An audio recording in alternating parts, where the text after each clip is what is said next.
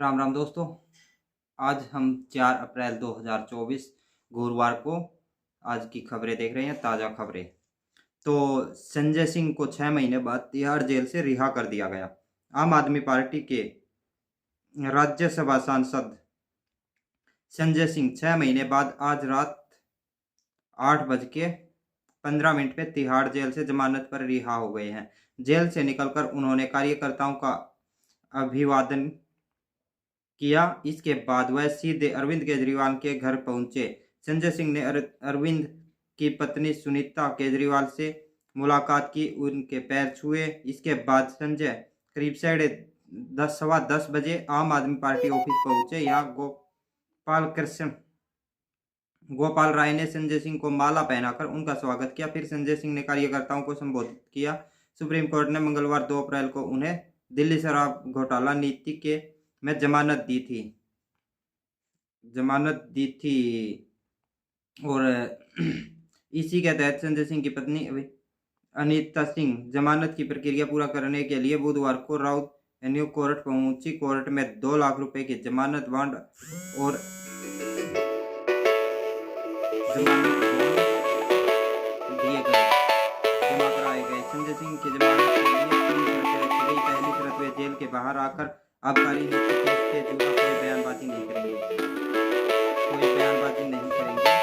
दूसरी, अपना पासपोर्ट नहीं करेंगे। दिल्ली के बाहर जाएंगे तो ईडी को बताएंगे। तो अब चलते हैं अगली खबर की तरफ। ओलंपिक विजेता बॉक्सर वीरेंद्र सिंह ने कांग्रेस छोड़ बीजेपी में शामिल हुए। हरियाणा के भिवानी के रहने वाले ओलंपिक बॉक्सर विजेंद्र सिंह बुधवार को कांग्रेस को छोड़कर बीजेपी में शामिल हो गए। उन्होंने नई दिल्ली में भाजपा मुख्यालय में पार्टी की सदस्यता ली। विजेंद्र सिंह 2019 में कांग्रेस में शामिल हुए थे। पार्टी ने उन्हें साउथ दिल्ली से लोकसभा चुनाव में उम्मीदवार बनाया था, लेकिन वे हार गए। विजेंद्र सिंह जाट समुदाय से आते हैं। ऐसे में वे लोकसभा चुनाव में पश्चिम यूपी, राजस्थान, हरियाणा की सीटों पर असर डाल सकते हैं। उन्होंने 2008 में बीजिंग ओलंपिक में ब्रांज मेडल जीता था। एशियन गेम में उन्होंने गोल्ड मेडल अपने नाम किया था। भाजपा में शामिल होने के बाद विजेंद्र ने कहा, मैं विकास और देश की तरक्की के लिए भाजपा से जुड़ा हूं। मैं चाहता हूं कि लोगों का भला कर सकूं। इसके साथ साथ विजेंद्र सिंह के जब हरियाणा में भाजपा को ज्वाइन किया है, तो शायद हो सकता है जो भाजपा की नाम घोषित किए गए थे हरियाणा में, शायद उनमें फेरबदलाव हो सके। और इससे पहले मैं आपको बताता चलूँ, ये विजेंद्र सिंह भारत जोड़ो यात्रा में भी राहुल गांधी के साथ भी दिखे थे और कांग्रेस से भी अटकलें लगाई जा रही थी कि ये इनको यूपी से किसी वहाँ से सीट मिल सकती है। ये भिवानी के रहने वाले हैं। लोकल क्लब में बॉक्सिंग सीखी, जूनियर लेवल के बड़े बॉक्सर बने। तो अब चलते हैं अगली खबर की तरफ। बात करते हैं आईपीएल की। आईपीएल 2024 में कोलकाता की लगातार तीसरी जीत, दिल्ली को 106 रन से हराया। कोलकाता नाइट राइडर ने दिल्ली प्राइम लीग 2024 में लगातार तीसरी जीत हासिल की। टीम ने मौजूदा सीजन के 16वें मुकाबले में दिल्ली कैपिटल डीसी को 106 रन से हराया। इस लीग में केकेआर ने डीसी को 3 साल बाद हराया है। टीम को आखिरी जीत 2021 में मिली थी। अब विशाखापट्टनम के doctor Y S. Rajasekhara Reddy cricket stadium में बुधवार को कोलकाता ने टॉस जीतकर बैटिंग करते हुए 20 ओवर में 7 विकेट पर 272 रन बनाए।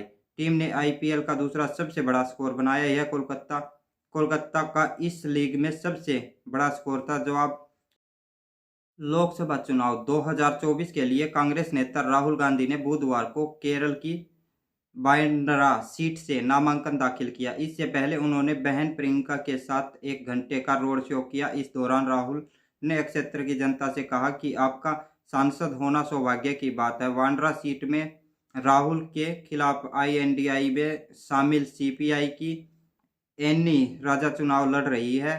एनी राजा ने भी बुधवार को रोड शो करने के बाद अपना नामांकन दाखिल कर दिया। इस सीट से भाजपा ने केरल के प्रदेशाध्यक्ष के सुरेंद्रन को मैदान में उतारा है।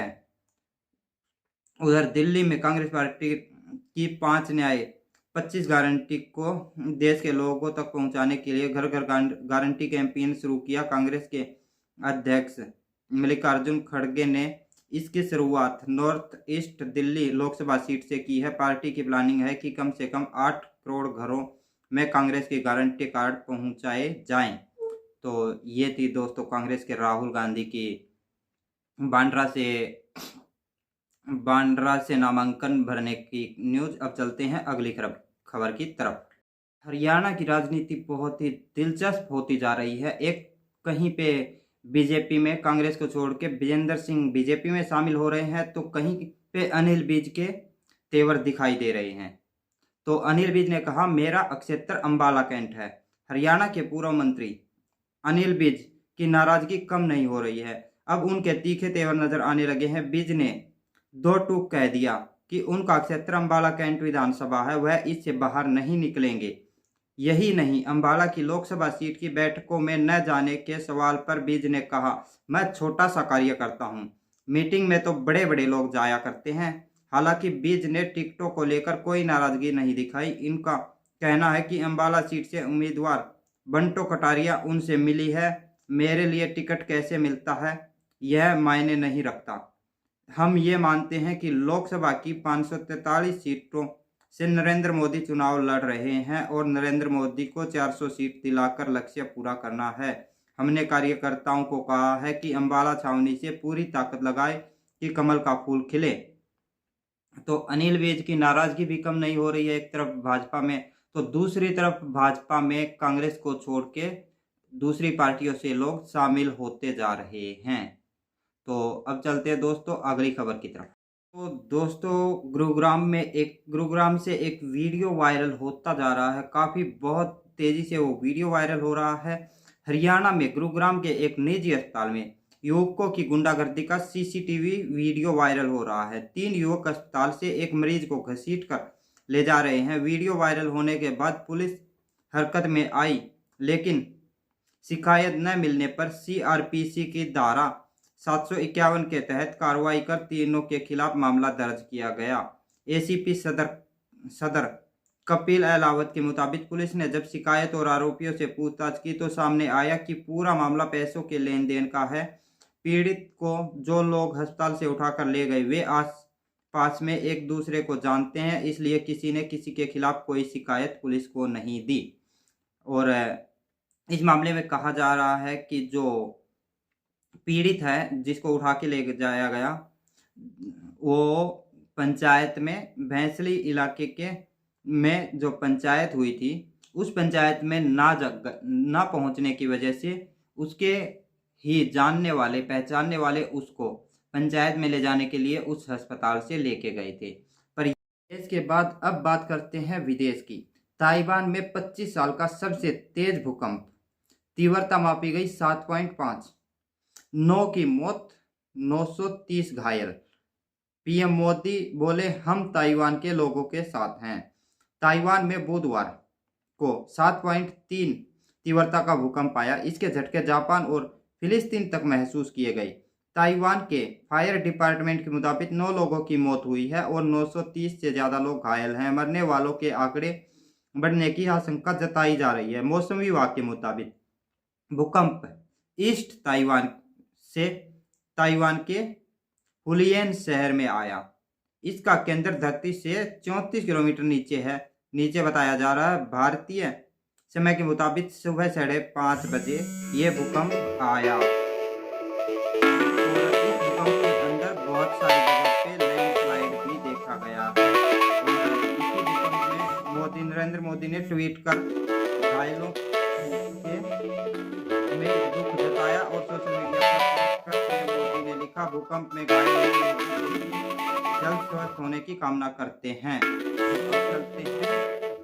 तो दोस्तों